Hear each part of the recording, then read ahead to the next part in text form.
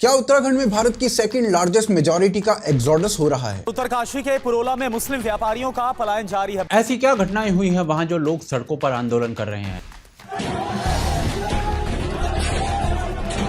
क्या ये घटनाएं पहले भी हुई हैं? पुरोला में कथित लव जिहाद के चलते व्यापारियों को पलायन करने पर मजबूर कर दिया है। इस प्रकार देवभूमि की जनसंख्या को बदल दिया गया। कैसे जमीनें और लड़कियां कब्जाई गई? सरकार क्यों चुप है और इस स्थिति का समाधान क्या है? और क्या ये सब आपके क्षेत्र में भी आ रहा है? जानने के लिए वीडियो को अंत तक देखिए और चैनल को सब्सक्राइब कर लें।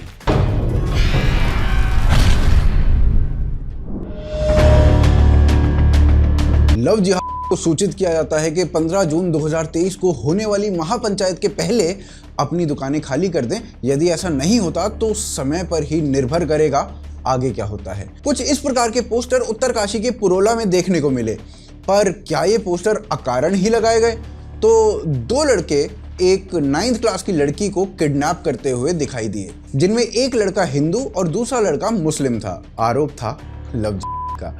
इस इंसिडेंट के विरोध में पुरोला के दुकानदारों ने अपनी अपनी दुकानें बंद रखी और डिमांड की कि जो भी आउटसाइडर हैं उनकी वेरिफिकेशन की जाए। पुरोला में कुछ दुकानों को चिन्हित किया गया और पोस्टर्स चिपकाए गए। पोस्टर्स के अंत में लिखा हुआ था देवभूमि रक्षा अभियान। एक बड़ा प्रदर्शन हुआ, भारी भीड़ जमा हुई, जहां पर इस प्रकार की स्पीच दी गई। फेरी वाले बन के आते हैं, हाथ में कड़ावा भी बांधते हैं, अपना नाम कुछ बोलो, मुन्ना किन्ना ये सब बताते हैं। पर क्या ये भारी भीड़ ऐसे ही आ गई? तो इस भीड़ को जुटाने का कार्य देवभूमि रक्षा अभियान के लोगों ने किया। 10 दिन का अल्टीमेट जिहादियों को दिया है। यदि ये इस तरीके से जाएंगे तो ठीक है, ये तो हमारे पास और भी कोई मुहिम। देवभूमि रक्षा अभियान पिछले 8 वर्षों से उत्तराखंड के लोगों को इल्लीगल दरगाहों, डेमोग्राफी चेंज के बारे में बता रही है। हर से जिस प्रकार से अब जिहादियों को खदेड़ने के लिए 8 साल पहले ये आंदोलन मेरे परम पूज्य गुरुदेव स्वामी दर्शन भारती जी द्वारा शुरू किया गया था, हम भी उसके हिस्से हैं। और इस मामले में भीड़ जुटाने से लेकर पोस्टर लगाने तक में इन्हीं का ही हाथ है। परंतु उत्तराखंड में लव जिहाद का यह कोई पहला मामला नहीं है। मात्र 6 दिन पहले चमोली से, 4 दिन पहले आराकोट से ऐसे मामले देखने को मिले और फिर पुरोला में ऐसा हुआ। लेकिन पुरोला के तुरंत बाद 13 जून को देहरादून में एक सेकंड लार्जेस्ट मेजॉरिटी का लड़का पकड़ा गया, जिसने एक मेडिकल स्टूडेंट की अभद्र फोटोज ले ली और अब उसे ब्लैकमेल करके कन्वर्ट करने के लिए बोल रहा था। पुरोला और देहरादून में मात्र 145 किलोमीटर की दूरी है। पिछले 10-12 दिनों में उत्तराखंड में 6 से अधिक लव जिहाद के केसेस आए हैं और सीएम ने इस पर कड़ी कार्रवाई करने का आश्वासन दिया है। तो आप देखिए, 15 जून तक अल्टीमेटम दिया गया है। उत्तरकाशी में लव जिहाद को लेकर प्रदर्शन और तेज होता हुआ नजर आ रहा है। और ऐसा बिल्कुल भी नहीं है कि अभी 10-12 दिनों से ही ऐसी घटनाएं हो रही हैं। 10 जनवरी 2023 को एक विवाहित महिला और उसके 3 बच्चों को लालच देकर कन्वर्ट कर दिया गया। 21 मई 2023 को एक अल्पसंख्यक ने मनोज बनकर एक महिला से पैसे ऐंठे और उसके साथ दुष्कर्म कर दिया। और ऐसे अनेकों केस मात्र उत्तराखंड से आते हैं। पुरोला में इन सब केसेस के विरोध में एक महापंचायत बुलाने की बात कही गई, जिसे प्रशासन ने अभी तक अनुमति नहीं दी है। लेकिन जो महापंचायत पुरोला में होने वाली है, उसके उत्तर में एक दूसरी महापंचायत देहरादून में होने वाली है, जिसमें आसपास के समुदाय के सभी विशेष वर्ग के लोगों को बुलाया जा रहा है, ताकि पुरोला में जो महापंचायत हो रही है उसका उत्तर दिया जा सके। चीफ जस्टिस ऑफ इंडिया के पास एक पिटीशन की गई कि उत्तराखंड में होने वाली महापंचायत को रोका जाए। वहीं लोकल अथॉरिटी ने पुरोला में महापंचायत करने की अनुमति अभी तक तो नहीं दी है। इस पूरे मामले में क्विंट ने लिखा कि पोस्टर लगाने के बाद पुरोला से अल्पसंख्यक समाज के लोग पलायन करने लगे। यहां तक कि बीजेपी तक के अल्पसंख्यक लोग पलायन कर रहे हैं। तो फिर बताओ कौन ही सेफ है पुरोला में? द प्रिंट ने लिखा, पुरोला का केस दर्शाता है कि अब हर मुसलमान लव जिहाद हो गया है। टेलीग्राफ ने इसे हेट का नाम दिया और बताया एक समाज के लोग उत्तराखंड छोड़ रहे हैं। अल जजीरा ने लिखा, मेजॉरिटी माइनॉरिटी को डराकर भगा रही है भारत के एक छोटे से जिले में। वहीं प्रशासन का कहना है कि सभी आउटसाइडर्स की पुलिस वेरिफिकेशन कर रहे हैं और कुछ लोग ऐसा मान रहे हैं कि जो लोग इस प्रकार की वेरिफिकेशन से बचना चाहते हैं, या दूसरे शब्दों में कहें जो लोग कागज नहीं दिखाना चाहते हैं, वो स्थान छोड़कर जा रहे हैं। क्या केवल 12 मुस्लिम लोग ही रहते हैं पूरे पुरोला में? सबसे बड़ी बात यह है कि इस समय 2-3 मुस्लिम परिवारों की तस्वीरें दिखाकर यह दावा किया जा रहा है कि ऐसे सैकड़ों परिवारों को अपने मकान और दुकान खाली करके उत्तरकाशी से पलायन करना पड़ रहा है, जबकि ये बात पूरी तरह से सही नहीं है। असल में पलायन सिर्फ 16 मुस्लिम परिवारों ने किया है और इनमें भी कुछ परिवार ऐसे हैं जो पुलिस में अपना सत्यापन नहीं कराना चाहते थे। पर उत्तराखंड के लोग मात्र लड़कियों की ग्रूमिंग या उनकी किडनैपिंग के ऊपर आक्रोशित नहीं हैं। उत्तराखंड में भूमि पर अवैध कब्जे भी चर्चा का विषय हैं। वो आगे देखते हैं। उत्तराखंड में एक रिपोर्ट के अनुसार 12 लोग देवभूमि छोड़कर जा चुके हैं। एक पक्ष कह रहा है कि इन्हें डायरेक्टली धमकाया गया है और दूसरा पक्ष कह रहा है कि ये लोग वेरिफिकेशन नहीं करवाना चाहते हैं, जो लोकल पुलिस ने शुरू कर दी है लोकल पब्लिक की डिमांड पर। यदि ये लोग धमकी से भागे हैं तो मामला लॉ एंड ऑर्डर का बनता है और प्रशासन को इसे देखना चाहिए, परंतु यदि मामला पुलिस वेरिफिकेशन से बचने का है तो ये भयानक है। क्यों? क्योंकि उत्तराखंड की डेमोग्राफी बदल रही है। 28 सितंबर 2021 को नवभारत टाइम्स की इस रिपोर्ट में बताया गया कि भारत की सुरक्षा एजेंसीज ने गृह मंत्रालय को चौकन्ना किया है कि उत्तराखंड के वो क्षेत्र जो नेपाल से लगते हैं, यानी कि चंपावत, पिथौरागढ़ और इसके अलावा उधम सिंह नगर जैसे क्षेत्र, उनमें तेजी से डेमोग्राफी बदल रही है। ये वो क्षेत्र हैं जहां 2011 में जब जनगणना हुई थी तो एक विशेष समुदाय की जनसंख्या 2.5 गुना से बढ़ गई थी व्हेन कंपेयर्ड टू 2001। 2021 नेपाल के लिए राजनीतिक रूप से वैसे भी अनिश्चितता का काल रहा था और इसी साल के बाद ये इन्फ्लक्स बढ़ गया उत्तराखंड भीतर नेपाल से, इतना बढ़ा कि गृह मंत्रालय को चौकन्ना किया गया। और इसी रिपोर्ट में यह भी बताया गया कि नेपाल बॉर्डर पर पाकिस्तानी एजेंसी ISI की सक्रियता से ऐसा हो रहा है। पाकिस्तान और बांग्लादेश को मिलाने वाले कॉरिडोर की भी बात इस रिपोर्ट में आई। इसमें कुछ जोड़ तोड़ नहीं है, यह विशुद्ध रिपोर्ट गृह मंत्रालय को दी गई है, जिसका दैनिक जागरण वाला प्रकाशन आपके सामने रखा है हमने। उत्तराखंड की मुस्लिम पॉपुलेशन 2001 में 11.9% थी। 2011 में यह बढ़कर 13.9% हो गई।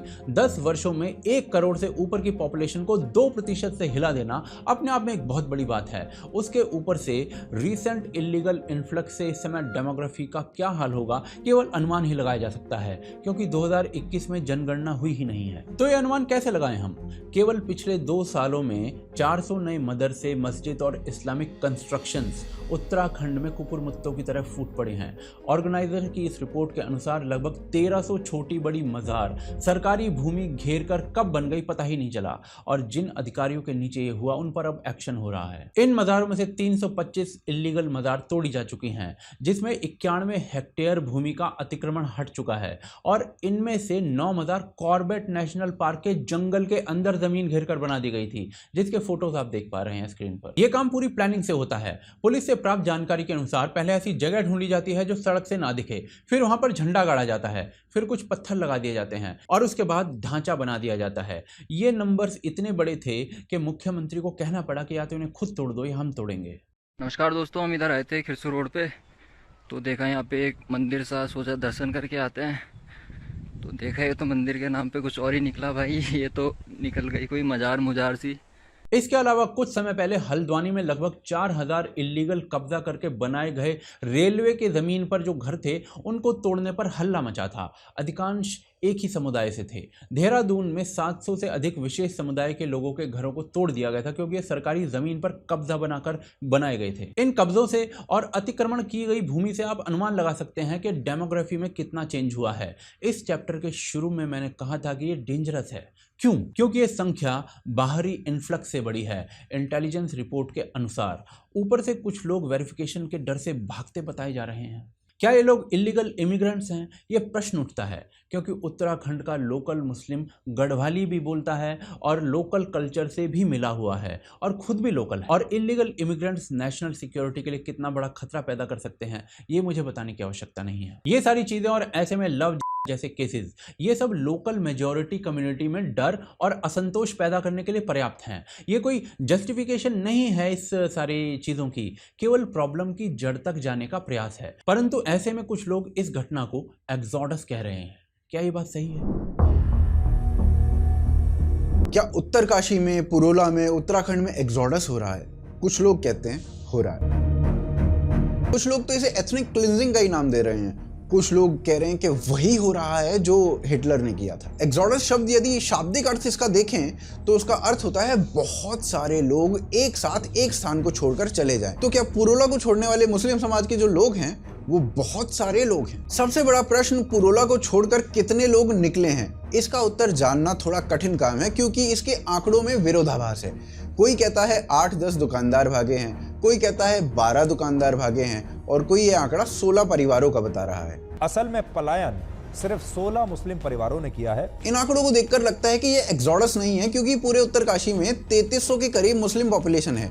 उसमें से निकले कितने? 10, 12 या 16। द क्विंट ने जाहिद की कहानी दिखाई। जाहिद जो बीजेपी का मेंबर है, उसने पुरोला खाली कर दिया और कहा कि जब बीजेपी के मेंबर ही सेफ नहीं है तो कौन ही सेफ होगा। लेकिन उसी आर्टिकल में यह भी लिखा था कि कुछ और मुस्लिम्स हैं जो वहीं रहते हैं, वो मानते हैं कि 1-2 महीने में सब ठीक हो जाएगा, किसी को कुछ नहीं होगा, किसी को नहीं जाना चाहिए। और मोस्टली केसेस में हुआ क्या है? हुआ ये है कि दुकान किराए पर थी और दुकान के मालिक ने दुकान किराए से खाली करा ली। एक्सोडस की जो असली एग्जांपल्स हैं वो हम आपको आगे दिखाने वाले हैं। बाकी घुसपैठिए वाला एंगल भी हम डिस्कस कर ही चुके हैं। प्रश्न ये आता है कि क्या ये जो सब कुछ हुआ वो एज पर कॉन्स्टिट्यूशन है या नहीं? तो पुरोला में विरोध हुआ, लोगों ने इकट्ठा होकर प्रोटेस्ट किया और अपनी मांगे रखी। प्रोटेस्ट शांतिपूर्ण रहा, यह बिल्कुल कॉन्स्टिट्यूशनल था। लेकिन साथ साथ रात के अंधेरे में अलेजिडली हिंदू संगठनों के द्वारा कई स्थानों पर पोस्टर्स लगे या दुकानों को मार्क कर दिया गया। ये अनकॉन्स्टिट्यूशनल और डरावना है। पुलिस ने प्रोटेस्टर्स के विरोध में FIR दर्ज कर ली और जिन्होंने पोस्टर लगाए उन्हें पकड़ने की बात कही। वहीं महापंचायत करना वैसे तो कॉन्स्टिट्यूशनल है, परंतु सिचुएशन को देखकर वो भी करने की अनुमति अभी तक तो नहीं मिली है और धारा 144 लगा दी गई है।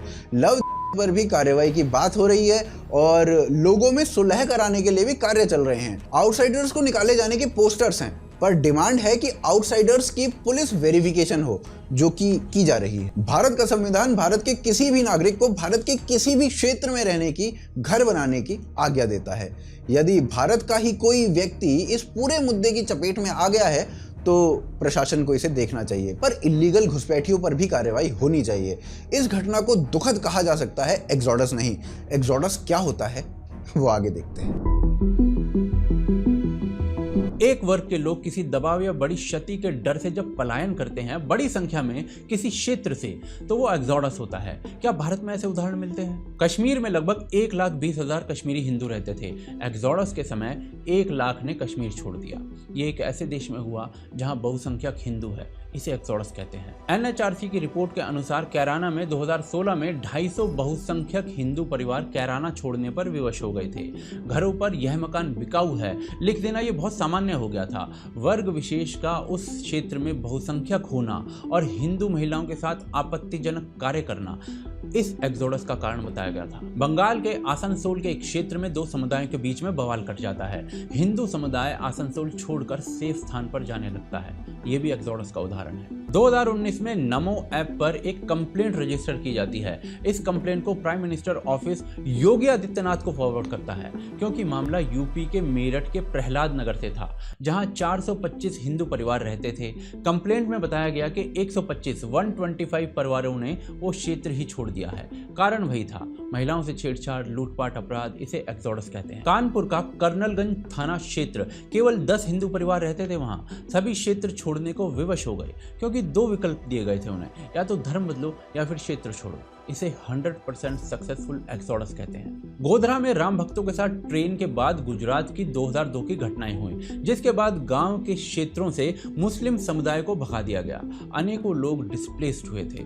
ये एक्सोडस था। एक हिंदू लड़की को परेशान करने से शुरू हुई मुजफ्फरनगर की 2013 की घटनाएं, इसमें भी मुस्लिम समाज का एक्सोडस हुआ था। राजस्थान के टोंक शहर में मालपुरा क्षेत्र 200 हिंदू परिवारों को विवश किया गया अपनी प्रॉपर्टी बेचने के लिए। एक क्लेम के अनुसार ये क्षेत्र 1952 से ऐसी खबरों के लिए चर्चा में था और लगभग 600 हिंदू परिवार ऑलरेडी क्षेत्र को छोड़कर जा चुके थे। इसे एक्सोडस कहते हैं। ऐसी अनेक घटनाएं और भी हैं। उत्तराखंड में हुई घटनाएं लॉ एंड ऑर्डर की श्रेणी में लाकर देखी जानी चाहिए, पर इसे एक्सोडस कहना अभी सही नहीं है। कोई ऑफिशियल रिपोर्ट नहीं है, परंतु क्षेत्र के लोगों में डेमोग्राफी चेंज का डर, लव जिहाद जैसे केसेस ये सत्य हैं और एक पैटर्न दिखाते हैं जो इंग्लैंड के रॉथरहम से लेकर केरल तक मिलते हैं। क्या उत्तराखंड के लोगों का डर लॉजिकल है और क्या कारण है कि वो सड़क पर उतर गए, वो आगे देखते हैं। डेमोग्राफिक चेंज के बारे में आज का भारत बात कर रहा है। उत्तराखंड में मज़ारों, मदरसों के रूप में दिख भी रहा है, पर ऐसा बिल्कुल नहीं है कि केवल उत्तराखंड में ही ये विवाद है। उत्तर प्रदेश में नेपाल बॉर्डर से लगे हुए 116 गांव अब मुस्लिम डोमिनेंट हो गए हैं। कहीं पर मज़ार, कहीं पर मदरसा अपने आप उगे जा रहा है। बंगाल में मुस्लिम पॉपुलेशन की जो ग्रोथ रेट है वो भारत की इस पॉपुलेशन के ग्रोथ रेट को भी पीछे छोड़ चुकी है। Kerala will be an Islamic state, ये तो वहाँ के CM ने ही कह दिया था। और भारत में जो पॉपुलेशन मात्र 8% थी 2001 तक, 2011 में ये 14% पार कर चुकी है और आज के समय में ये कितनी है ये किसी को भी नहीं पता। द कश्मीर फाइल्स में डेमोग्राफी चेंज पर क्या हुआ उसकी एक मिसाल को दिखाया गया। कश्मीरी पंडितों ने इसे झेला है और उनसे बढ़िया कोई इसे नहीं समझ सकता। कुछ लोग कहते हैं कि ये प्रोपेगेंडा है, पर धरती की सच्चाई हम सभी को पता है। पिछले अध्याय में कुछ अन्य एग्जाम्पल हमने आपको दिए थे और ये एग्जाम्पल भारत से बाहर के भी हैं, जैसे लेबनान। 1943 में लेबनान स्वतंत्र हुआ, उस पर तब तक फ्रांस का राज था। वहां पर डेमोक्रेसी का प्रारंभ हुआ। लेबनान एक क्रिश्चियन डोमिनेंट कंट्री थी। वहीं दूसरी ओर फिलिस्तीन से मुस्लिम समाज भाग रहा था और उन्हें शेल्टर देने के लिए कोई अन्य मुस्लिम देश सामने नहीं आया। जबकि मिडिल ईस्ट में अन्य सभी देश जो हैं वो आपको पता ही हैं वहाँ पर कौन सा धर्म मेजॉरिटी में है। मगर लेबनान ने कहा हमारे पास आओ, आसरा लो, और 40,000 फिलिस्तीनियों को आसरा दिया गया। फिर दिन बीते, महीने बीते, समय बीता और मुस्लिम पॉपुलेशन धीरे धीरे 45% हो गई और फिर शुरू हुआ लेबनान में सिविल वॉर का एक दौर और आज संपूर्ण लेबनान इस्लामिक हो चुका है। अब इससे आप क्या सीखते हैं ये आपके ऊपर है, पर इस सब से बचने का एक उपाय भी है, वो आगे देखते हैं। उत्तराखंड में समुदाय विशेष के लोगों द्वारा सरकारी भूमि पर अवैध कब्जा, बाहरी देशों से अनाधिकृत घुसपैठ और डेमोग्राफी का चेंज होना एक बड़ा प्रश्न चिन्ह लगाता है भारत और राज्य सरकार पर। साथ ही एनआरसी और एनपीआर क्यों आवश्यक है ये भी बताता है। 2019 में सीएए कानून आया, आज तक उसके रूल्स सेट नहीं कर पाई है केंद्र सरकार। 2023 की इस रिपोर्ट के अनुसार एनआरसी का अभी कोई प्लान ही नहीं है और एनपीआर यानी कि नेशनल पॉपुलेशन रजिस्टर को भी डिले कर दिया गया है। एक अनुमान के अनुसार वर्ष 2000 में लगभग 1.5 करोड़ इलीगल बांग्लादेशी घुसपैठिए भारत में थे।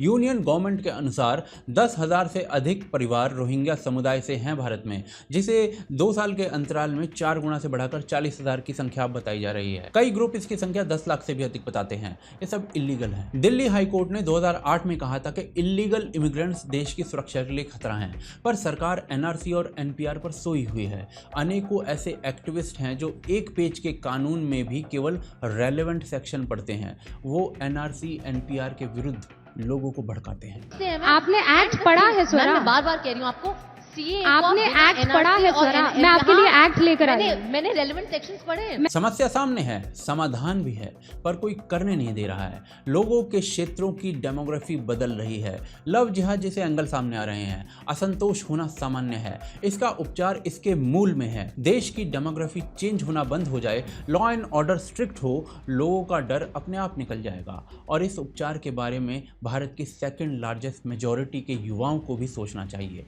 नहीं तो ये सब ऐसे ही चलता रहेगा। आप क्या सोचते हैं इस समस्या के बारे में हमें कमेंट करके बताइए। शेयर कर दें इस वीडियो को, यही एकमात्र मोटिवेशन है हम लोगों का। सब्सक्राइब करे बिना बिल्कुल मत जाना और सपोर्ट करें हमारे काम को पेट्रियन और यूपीआई के माध्यम से। लिंक आपको डिस्क्रिप्शन और पिन कमेंट में मिल जाएंगे। ये वीडियो अगर अच्छा लगा तो स्क्रीन पर दिख रहा दूसरा वीडियो और भी फाड़ू लगने वाला है, आपको अवश्य देखें। फिर मिलते हैं अगले एपिसोड में।